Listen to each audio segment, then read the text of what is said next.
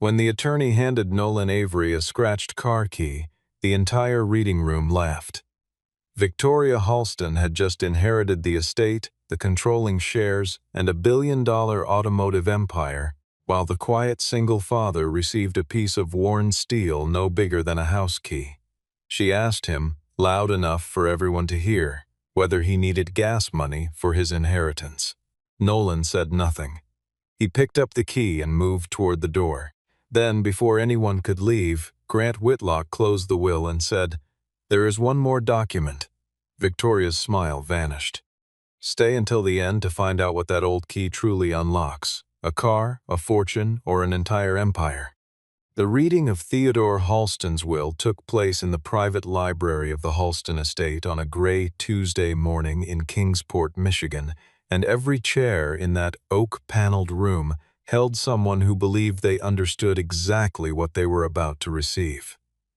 Victoria Halston sat at the center of the long mahogany table in a charcoal blazer that cost more than most people spent on a car, her expression composed and unreadable, her legal team arranged behind her like a second row of armor.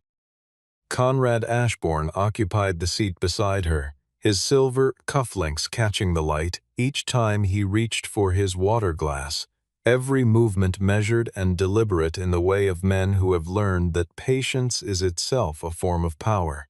The rest of the room was filled with members of the Halston board, two distant relatives Theodore had mentioned in correspondence, but never in conversation, and Evelyn Westcott, the company's chief financial officer, who had spent the morning reviewing the same balance sheets she had reviewed every morning for 6 years. And then there was Nolan Avery, sitting near the back in a clean but worn jacket that had last seen a formal occasion 4 years earlier at his wife's funeral, his hands resting quietly on the table, his presence in that room the result of a single handwritten letter Theodore had sent him 3 weeks before the old man died. He had almost not come. Grant Whitlock stood at the head of the table with a leather portfolio and the unhurried composure of a man who had spent 30 years managing other people's most complicated moments. He began with the estate, the main house and the grounds, transferred in full to Victoria Halston, along with the art collection, the secondary residence in northern Michigan, and the contents of Theodore's personal library. The controlling interest in Halston Crown Automotive, 49% of voting shares, passed directly to Victoria under the terms of the family trust, along with a seat on the board that required no vote to confirm. Several charitable foundations received endowments. A museum in Detroit received 7 pieces from Theodore's private car collection, and a handful of board positions were extended for a transitional period of 12 months. The room relaxed by degrees as Grant read, because the numbers were large and the logic was familiar, and most people in that room had attended enough estate readings to recognize the shape of an ending.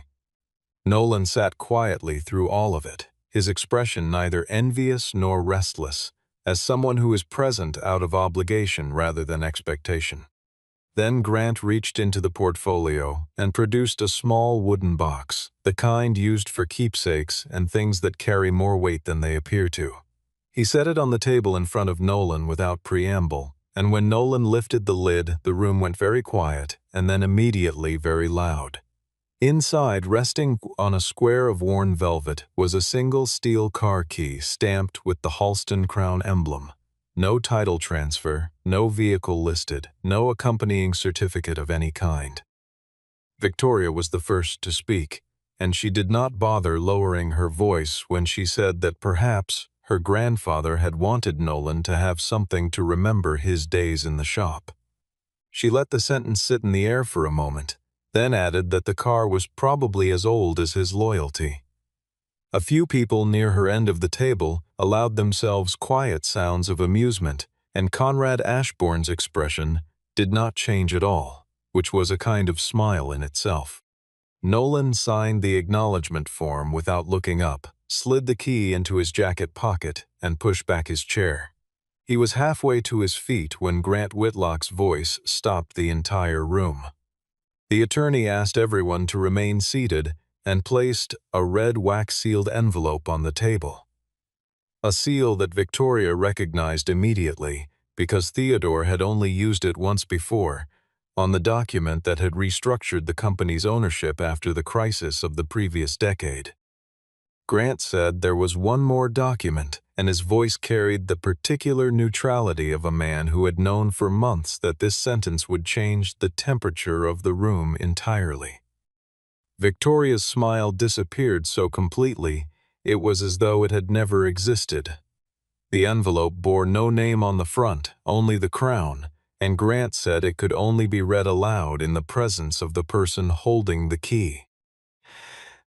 10 years before that Tuesday morning, Nolan Avery had been one of the most promising young engineers Halston Crown Automotive had ever hired, though he would have been the last person to describe himself that way. He had come to the company not through family connection or business school recruiting, but through a technical paper he had written on stress fractures in high-performance differentials, a paper Theodore Halston had read 3 times before calling the number at the bottom of the page. What Theodore had recognized in Nolan was not ambition. The company had plenty of that in its younger ranks, but something rarer and more useful, a near-instinctive ability to feel the difference between what an engine was designed to do and what it was actually doing, and a complete unwillingness to pretend that difference did not exist. Theodore had moved him into the development group for the Halston Valiant line within 18 months, which was the kind of accelerated track that made careers and enemies in equal measure, and Nolan had made both. Conrad Ashbourne had arrived at Halston through his investment fund, Ashbourne Dominion Capital, at roughly the same time Nolan was joining the Valiant program, and from the beginning the two men occupied entirely incompatible definitions of what the company was for. Conrad wanted faster timelines, cheaper components, and a production volume that would satisfy institutional investors who measured success in units shipped per quarter. Nolan wanted the testing cycle completed, the steering linkage on the Valiant reviewed before sign-off, and a proper response to the anomaly he had documented twice in writing and once in a formal meeting that Conrad had arranged to be cut short. The issue was not dramatic, a condition that emerged under certain load combinations and temperatures, reproducible in testing but absent from the official reports that Conrad's team had written for the board. When a prototype experienced a low-speed incident during a closed course evaluation, Nolan's documentation was already on file, and the company's exposure was real and documented. Conrad responded by accusing Nolan of leaking proprietary test data to a competitor. The accusation was false and was investigated and closed within 6 weeks, but the damage was precisely what Conrad had designed it to be. Victoria had been running the commercial division at the time and had been deliberately kept outside the details of the Valiant technical dispute. So when she received a summary of events, it was a summary prepared by Conrad's legal team. According to that summary, Nolan had manufactured defects to slow a rival project, had used his personal relationship with Theodore to circumvent normal reporting structures, and had ultimately resigned rather than face a formal performance review. She had been 29 years old, new to executive authority, and given no reason to question the version she had been handed. She had believed it for a decade, and that belief had become part of the way she understood what Nolan Avery was, in the same way that a weight placed on a young tree determines the direction of its eventual growth. After leaving Halston, Nolan had opened Avery Coachworks in a converted repair shop on the east side of Kingsport, specializing in the restoration of pre-war American automobiles, a category of work that required exactly the patience and precision the corporate world had not rewarded him for. Theodore had found his way to the shop twice a year, arriving without announcement, drinking bad coffee from a paper cup, and spending hours watching Nolan work in a way that suggested he was watching for something specific. He had never apologized in words, But he had said one thing that Nolan had carried without fully understanding, that the company would one day need someone who knew when to press the brake rather than the accelerator.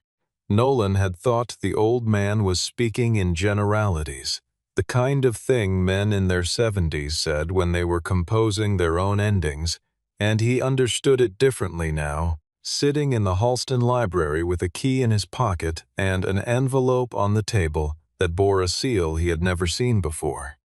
Grant Whitlock broke the silence of the room by opening the envelope and reading the first paragraph of the secondary document aloud, his voice even and unhurried, and the words established something that no one in that room, including Nolan, had expected, that 31% of the company's founding shares had been placed in a restricted trust, and that the voting rights of that trust were to be exercised exclusively by the person holding the key.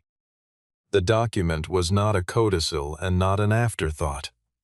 It had been drafted, registered with the court, and sealed nearly 2 years before Theodore's death, and it would hold in any jurisdiction where wills were read by people who understood what the phrase restricted trust actually meant.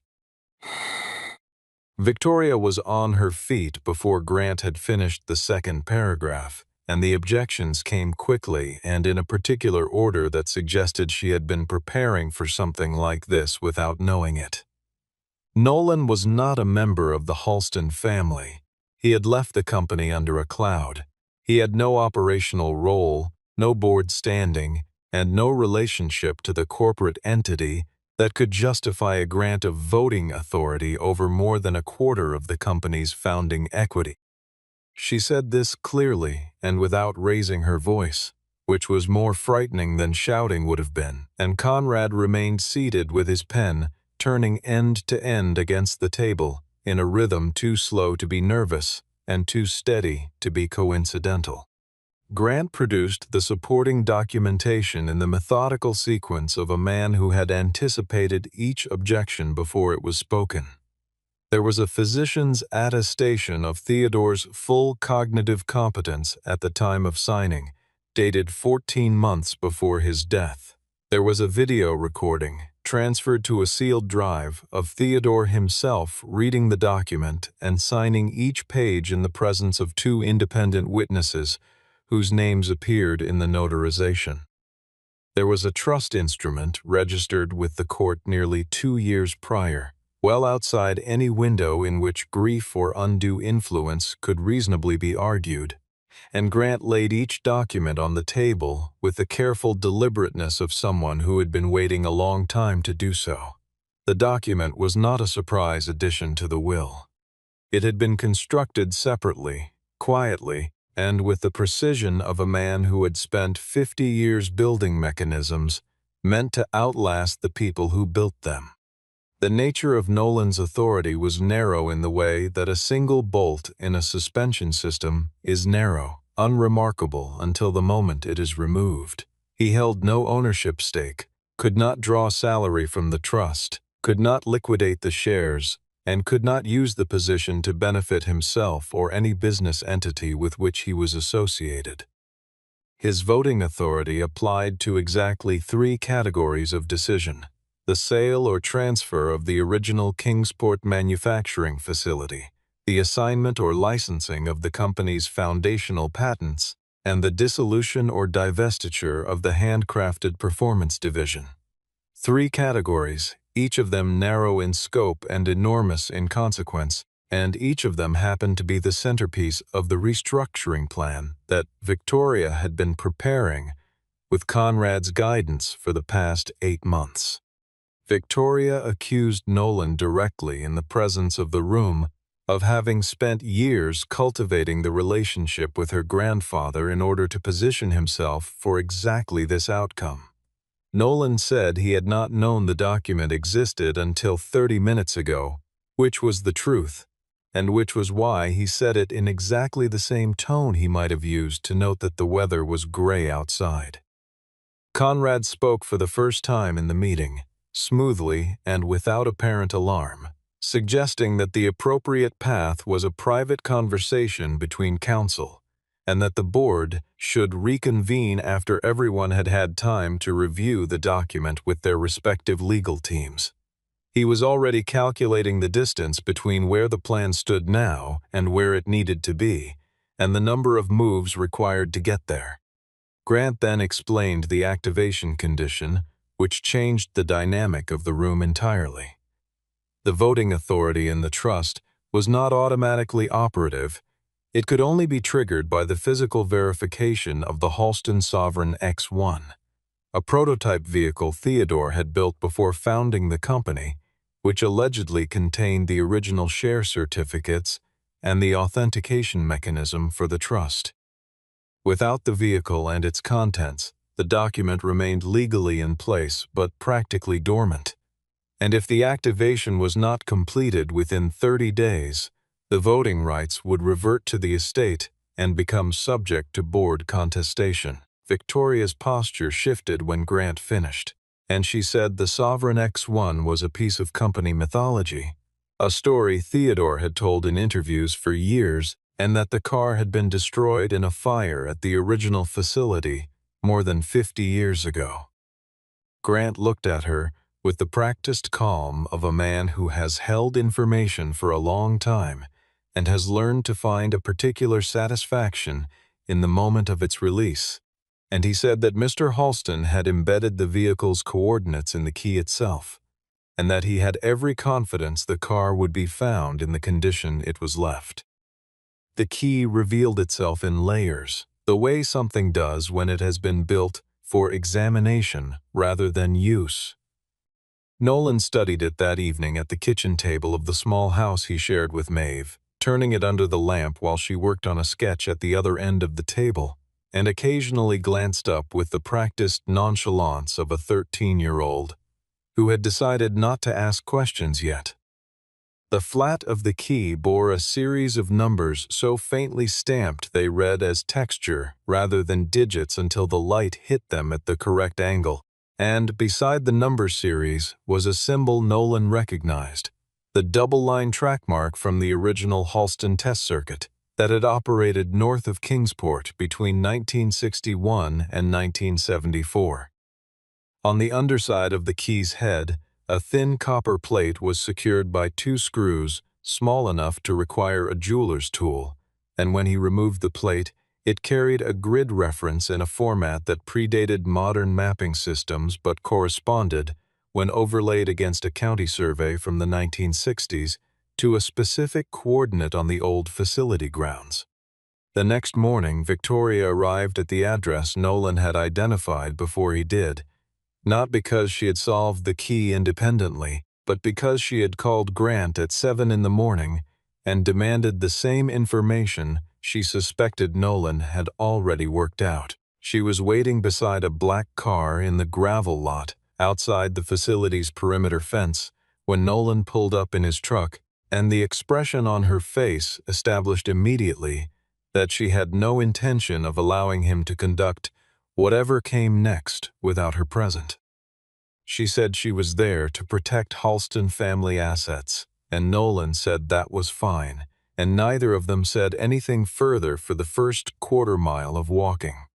The old test facility had been partially redeveloped twice in the decades since its closure, but the original maintenance structure at the northwest end of the circuit had been left intact, dismissed by successive development plans as too small to be worth demolishing and too deteriorated to be worth renovating.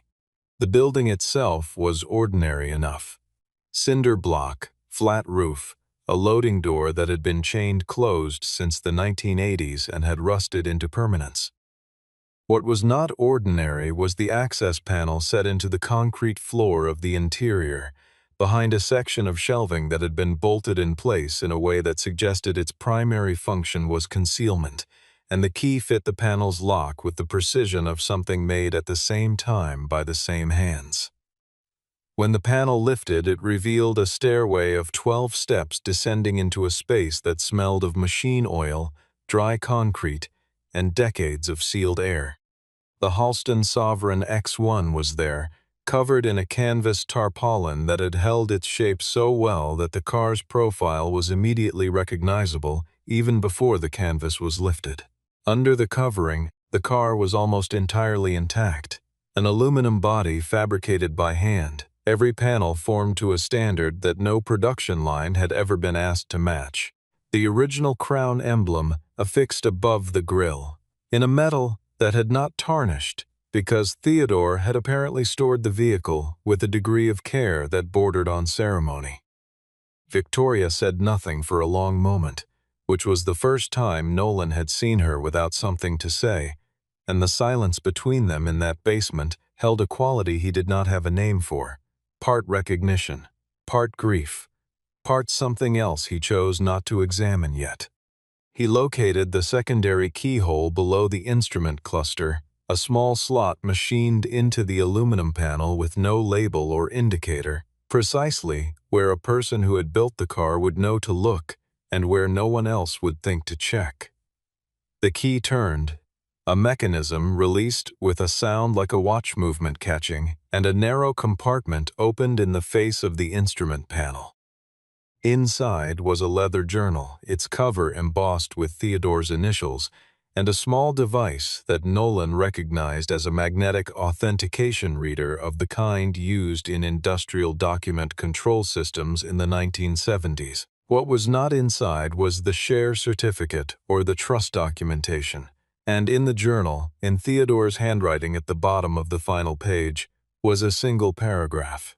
If you have found the car but not the document, it means someone reached it before you did, and the journal alone is not enough. Victoria looked at the empty space in the compartment. Nolan looked at the dust, which was not uniformly distributed, and neither of them said anything for a long moment because the sentence in the journal had turned the search into something different from what it had been 60 seconds earlier.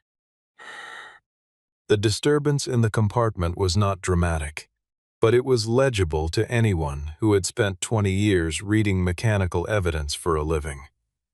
The dust along the left interior wall had been partially displaced in a pattern consistent with something flat being removed.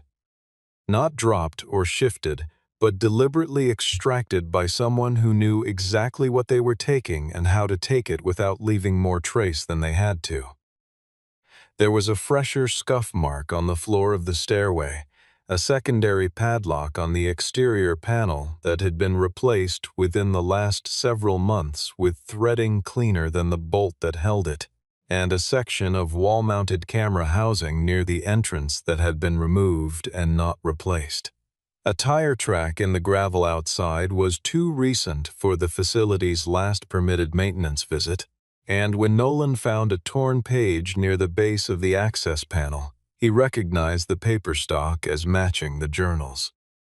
Victoria said this had the appearance of something Nolan might have arranged in advance, and Nolan removed the key from his pocket and placed it flat on the hood of the Sovereign and said nothing, then said she was welcome to hold it, and that she would find it identical to the one Grant had produced from the estate inventory.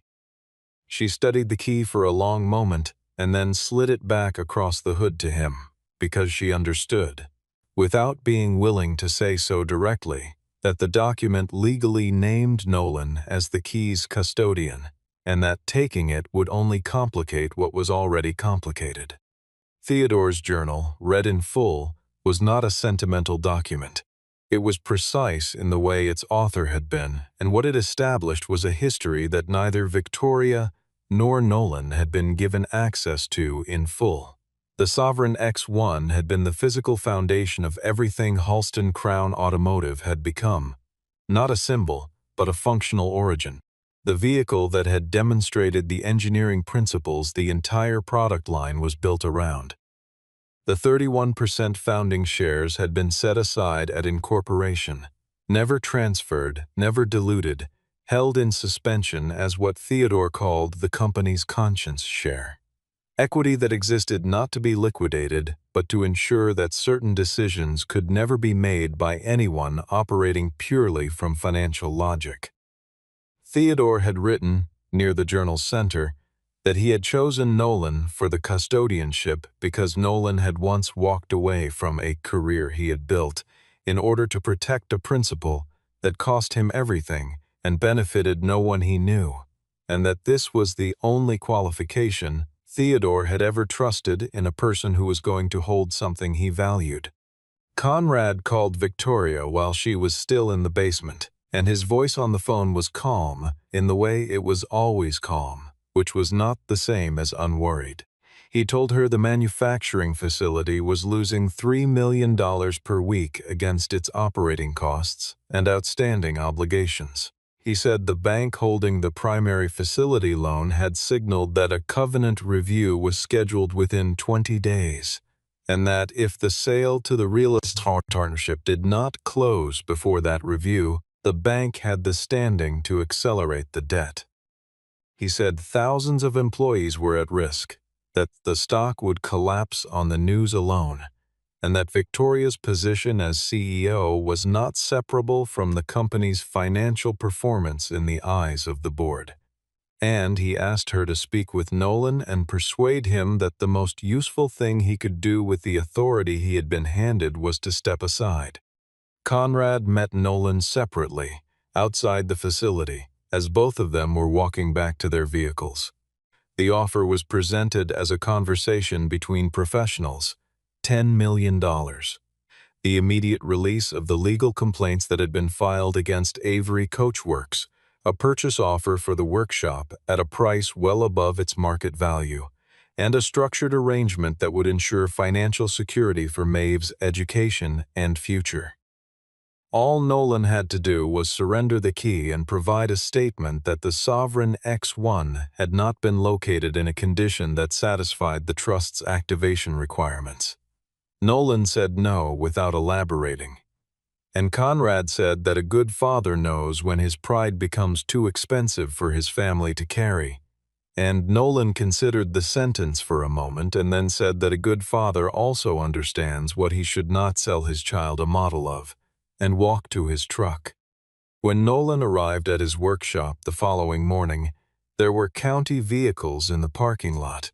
The business account had been frozen on the basis of a commercial complaint filed through a law firm Nolan did not recognize, and two of his employees were standing outside, wondering whether to come in. The week that followed was the most methodical assault on an ordinary life that Nolan had ever experienced, and it was methodical precisely because it was designed to look like the natural consequence of bad luck and questionable judgment rather than coordinated pressure. 3 long-standing clients called within 48 hours to say they were suspending their restoration orders, each using slightly different language that converged on the same concern, that the situation with the Halston estate was something they needed to let settle before proceeding. The bank that held Nolan's operating credit line issued a notification that the line was under review, citing the pending commercial litigation as a material change in circumstances, and a business reporter appeared outside the workshop door on the second morning and again on the third, asking questions shaped by a version of the story in which Nolan had cultivated a relationship with an elderly billionaire over years in order to position himself in the will. The 2 employees who had been with him longest, a man named Russell who had worked alongside him for 9 years, and a woman named Della who had rebuilt more gearboxes than she could count, sat with him one evening and said they needed to understand whether there was still a business to be part of, and Nolan had no answer that was both honest and reassuring.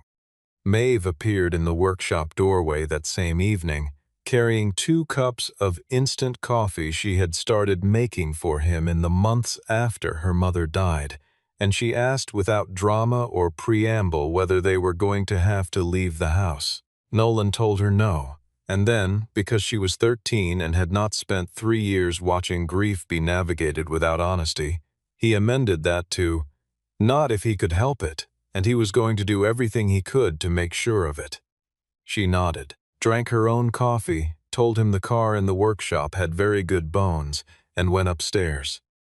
He sat for a long time in the empty shop after that, turning the key in his hands, seriously considering for the first time whether stepping away from the trust was the more defensible choice.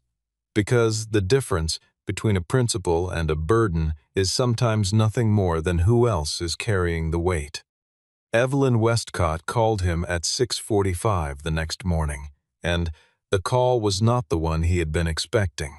She told him she had spent the previous 72 hours reviewing the covenant on the facility loan, the ownership chain on the debt instrument itself, and the corporate registry of the partnership slated to acquire the manufacturing property.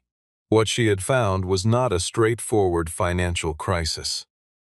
The debt on the facility had been purchased from the original bank 18 months earlier by a holding company that, through 3 layers of corporate structure, was controlled by Ashbourne Dominion Capital. Conrad had not entered the situation as a rescuer with a buyer. He had entered as the creditor who created the pressure, the board member who shaped the response, and the investor who stood to acquire the most valuable industrial land in Kingsport at a distressed set price. The patents, which were part of the same proposed transaction, would transfer to a licensing entity that Conrad's fund controlled independently of Halston Crown.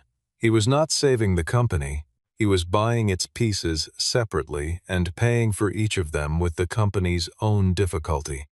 Victoria appeared at the workshop on the 5th day, and she came alone, without counsel, without a prepared statement. She stood in the entrance to the main bay and looked at a 1954 coupe in partial reassembly before she said anything. And when she spoke, she said she had been given a file on Nolan 10 years ago and had never asked who had prepared it, and she understood now what that said about how she had been making decisions. Nolan did not make it easy, which was fair, and he said she had laughed at the key in front of a room full of people, and that the part that hurt most was not the laughter. It was that she had laughed because the key had belonged to him, and she had already decided what he was worth. Victoria said she had been taught from childhood that a person's value had a legible number attached to it somewhere, and that she had absorbed that lesson more completely than she had understood. They sat across from each other in the unheated workshop until they had agreed on a plan that could not be conducted through official channels without Conrad learning about it. Find the certificate before he could destroy it, verify the provenance of the debt independently, and under no circumstances make the alliance public before they had something to bring to the full board. Near the end of that evening, Nolan found a marking on the Sovereign's engine block, a production code that matched the registration number of a vehicle he recognized from Theodore's personal archives. The Halston Monarch, the sedan Theodore had driven for more than 4 decades, which was currently on display in the family's private museum at the estate. The museum transfer order, Victoria discovered when she checked the estate management records that night, had been requested by Conrad's office the morning after the funeral. Victoria invoked her authority as acting CEO to place a temporary preservation hold on all estate assets pending the resolution of the trust dispute, and Conrad challenged the hold through his legal team within 3 hours of the filing. Grant confirmed that the hold was within her standing during the contestation period, and that the Monarch could not be transferred until the matter was formally resolved. Conrad told the board that the hold was a sign of instability and emotional decision-making, and that the museum vehicle had nothing to do with the trust proceedings, and he said it with the fluency of someone who knew exactly why the museum vehicle had everything to do with the trust proceedings. His certainty in that moment was the kind that comes from having moved an object and assumed the room has not noticed, and the assumption was wrong. The Halston Monarch was a 1968 full-size sedan in a dark green that had faded over the decades to something that looked more like weather than color, and it sat on a low platform in the center of the museum's main gallery, behind a rope barrier that had not been moved in years. Nolan examined the car for 11 minutes before he found what he was looking for. A secondary lock housing built into the floor of the trunk, set flush with the carpeting in a way that would be invisible to anyone who had not been told to look or had not built something similar themselves. The key fit, a narrow tray released from the underside of the trunk floor with the same quiet precision as the instrument panel compartment in the Sovereign, and inside it, in a condition that suggested it had been transferred there deliberately and not long ago, was the material that made the trust complete. The share certificate for the 31% founding equity was there, bearing Theodore's signature and a notarial seal from 1972. A letter in Theodore's handwriting explained the logic of the arrangement with a clarity and remorse that made it more complicated than a victory.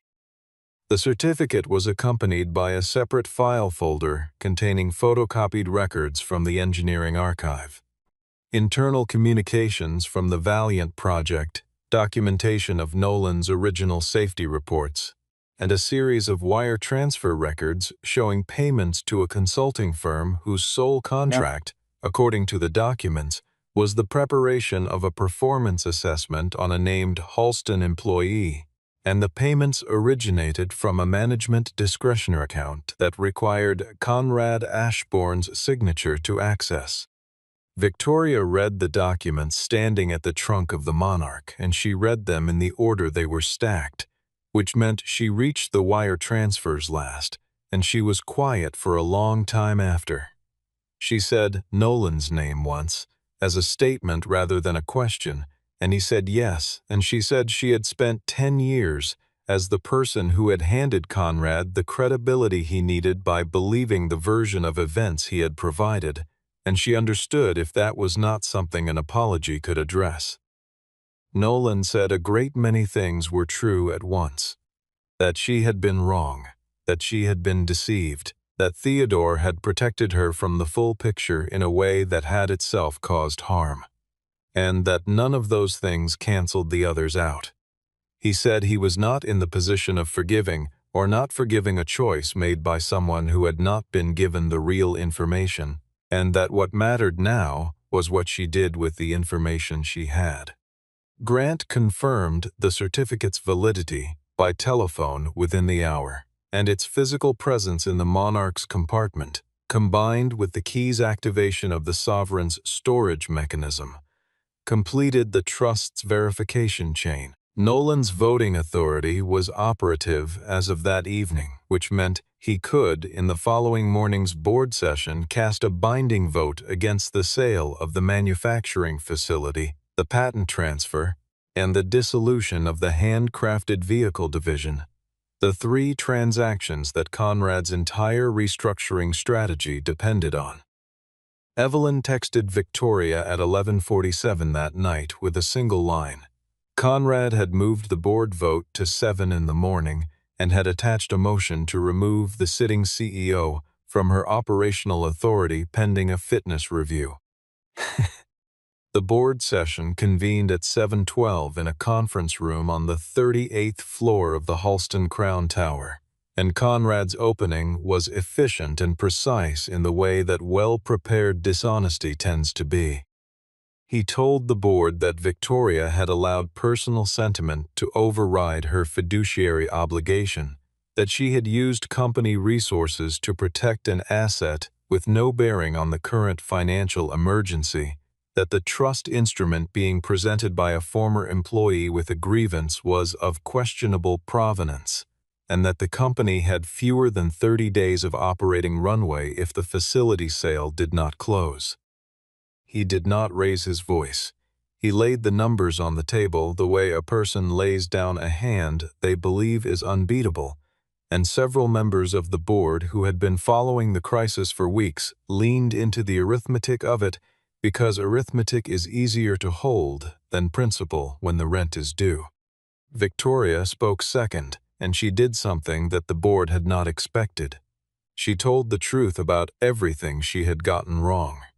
She said she had approved the outlines of the restructuring plan too quickly, driven by the fear that appearing indecisive in her first months after her grandfather's death would confirm what some members of the board already believed about her readiness. She said she had accepted a version of Nolan Avery's history that she had never investigated and should have, and that this was a failure of judgment she was not going to minimize.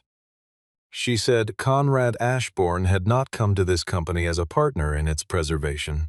He had come as a creditor who owned the pressure and a buyer who intended to own the assets, and she had documentation to support every part of that statement, and she was prepared to resign if the board concluded she had lost their confidence, but she would not sign a transaction that would leave the company without its manufacturing base, its intellectual property, or its workforce.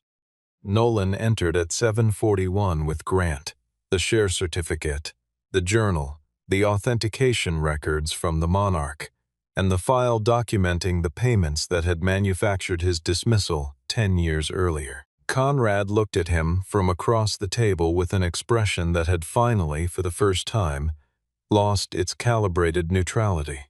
He said that a mechanic who had walked away from Halston at its most difficult moment had no standing to address this board on the subject of the company's future.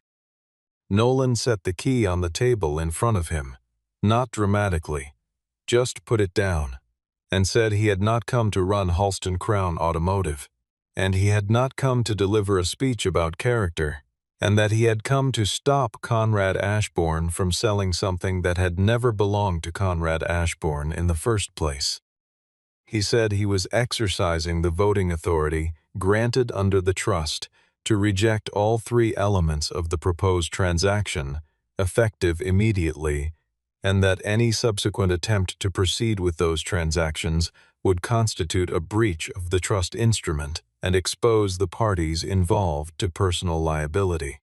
Grant laid the documentation on the table and walked the board through the verification chain, and the room's momentum changed the way the weather changes, not gradually, but by degree, until the direction of everything in it was suddenly different. The board's skeptics had questions, and Grant answered them. The board's pragmatists had concerns about the company's financial position, and Evelyn Westcott walked through a restructuring model she had prepared independently of Conrad's team, and Conrad said the numbers didn't matter because the company would be insolvent before any alternative plan could show results. Nolan removed a second document from the folder Grant had brought, a restructuring plan in Theodore's handwriting, dated 6 months before his death, which the board had never been given access to because it had been sealed in the Monarch's storage compartment alongside the certificate. He set it in the center of the table and said nothing further, because some arguments are more effectively made by paper than by the people who found it. The plan Theodore had prepared was not comfortable, which was probably why no one had asked for it. It required selling 4 non-core real estate holdings the company had accumulated over the decades, properties that had nothing to do with manufacturing or engineering and everything to do with the financial complexity Conrad had encouraged over the same period. It called for the handcrafted performance division to move to a limited production model, reducing overhead while protecting the margins that made it the most defensible part of the business.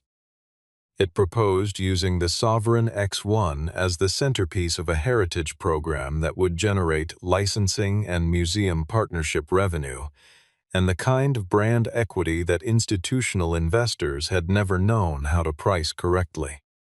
It authorized an employee share purchase program funded by the elimination of the executive bonus pool for 3 years, and it outlined a process for approaching a class of investors specifically excluded from the right to break the company into separate entities, investors who had been findable the entire time if anyone had been looking for them rather than for Conrad's phone number.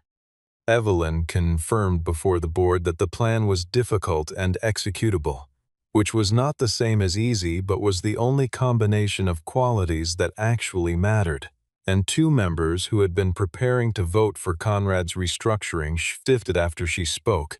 A third shifted after Grant read the payment records aloud, and the final tally was 7-5 in favor of the alternative plan, with the suspension of the proposed asset transactions pending a 60-day financial review. Conrad Ashbourne was removed from his board seat, pending an investigation by outside counsel into the conflict of interest documentation which Grant had filed simultaneously with the county clerk's office so that it existed as a public record before the meeting adjourned.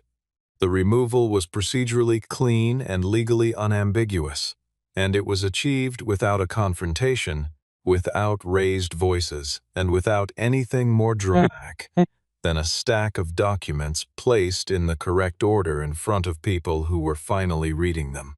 Victoria stood before the board and accepted a set of governance conditions she had not previously operated under.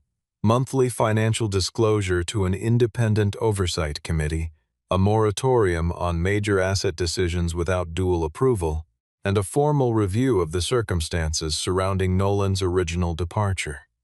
She accepted each condition without negotiation, which surprised the board members who had known her since she was learning the business from a chair in the corner of Theodore's office, and which did not surprise Nolan at all. She then made 3 requests that were not conditions of the vote.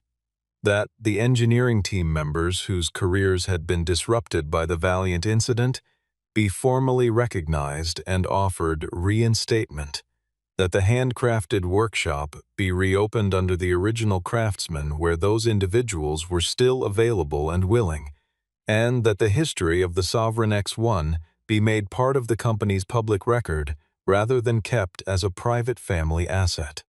Nolan did not take a board seat, an executive role, or a salary attached to the company's performance. He agreed to the custodial role the trust specified for the 3-year term and no longer with a consulting arrangement that paid him for his time without tying his financial interests to decisions he was meant to evaluate independently. He asked, separately, and without making it a condition of anything, that Avery Coachworks be released from the commercial complaint, and that his employees' situations be stabilized. And these things were done by the end of the afternoon. He drove home in the early evening, past the workshop that still had its lights on, because Russell had gone in to finish a job that had been sitting half done for a week, and he thought about what it had cost to get from the reading of the will to this moment, and whether Theodore had known exactly what he was asking of the people he had chosen to ask it of. Conrad Ashbourne's departure from the proceedings was not marked by a confrontation or a dramatic admission. The outside investigation worked through its documentation methodically, and the documentation was thorough because Conrad had generated most of it himself in the ordinary course of doing business, under the assumption that the deals would close before anyone with sufficient standing looked closely enough. The investment fund's position in the Halston debt was unwound through a negotiated settlement. His deferred compensation was frozen pending the investigation's outcome, and 3 institutional co-investors, upon being informed of the conflict of interest findings, quietly declined to renew their partnership agreements. He did not go to prison, which disappointed some people and was understood by others as the ordinary outcome when the harm is financial and the documentation is civil. He lost the thing he had actually been after: the land, the patents, the leverage, and he lost it because he had been too careful to leave gaps and not careful enough to consider that the gaps were in his own records. A year after the board session, the Kingsport manufacturing facility was operating at reduced but profitable capacity, with a workforce that had been right-sized without the mass displacement that the sale would have required. The handcrafted performance division had produced 47 vehicles in its first year under the new limited model, each of them sold before completion, at a margin that made Evelyn's restructuring projections look conservative. The Sovereign X1 had been restored by Nolan, working with 2 of his shop technicians over 4 months, declining to accept compensation from the trust for the work. And it was placed not in a private gallery but in a public display in the lobby of the original factory building, registered in the name of the Halston Employee Heritage Trust, accessible to the people who had built the cars that followed. Victoria had rebuilt the company's credibility the way Nolan had rebuilt the Sovereign, component by component, in the right order, without rushing the work that needed time. She made decisions that cost her approval in the short term and produced results that earned it back over a longer arc, and she stopped accepting summaries prepared by people who had reasons to control what she knew. She spent 1 afternoon a month in the workshop at Avery Coachworks, not learning to restore cars. She had no particular aptitude for it, but learning what it looked like to work on something without a deadline and without the question of who would receive the credit. And over the course of a year, that practice changed the way she ran meetings in ways she did not try to articulate and did not need to. At the ceremony marking the Sovereign's installation in the factory lobby, Victoria stood beside Nolan in front of a room of employees, journalists, and the 3 new investors who had agreed to the company's terms. She looked at the old key displayed in a glass case beside the car and said she had laughed at it because she had thought the only thing it could open was a car. Nolan said it had never been meant to open the car first. She asked what it had been meant to open, and he said, a chance to see who was actually worth trusting with what they had been given. Before the ceremony ended, Grant Whitlock arrived and handed Nolan a plain envelope, and Victoria asked, with a caution that made the room laugh, whether this was another document she needed to worry about. Grant said no, and that this time it was just a registration form. Nolan opened it, and the Sovereign X1 was not registered in his name or in Victoria's. The listed owner was the Halston Employee Heritage Trust, and below the ownership line, in the space for authorized operator, 2 names had been entered. Victoria shook her head and said Theodore had given the key to Nolan. Nolan folded her hand around it and said Theodore had given him the assignment of figuring out when she was ready to hold it. She accepted the key, walked to the driver's door of the Sovereign, and opened the passenger side before she got in. Nolan sat down beside her, and the car rolled through the factory gates into the Michigan evening, slow and deliberate, past 2 rows of workers who had stayed to watch, carrying the people the old key had chosen, not as its owners, but as the ones willing to protect what it had always been meant to unlock.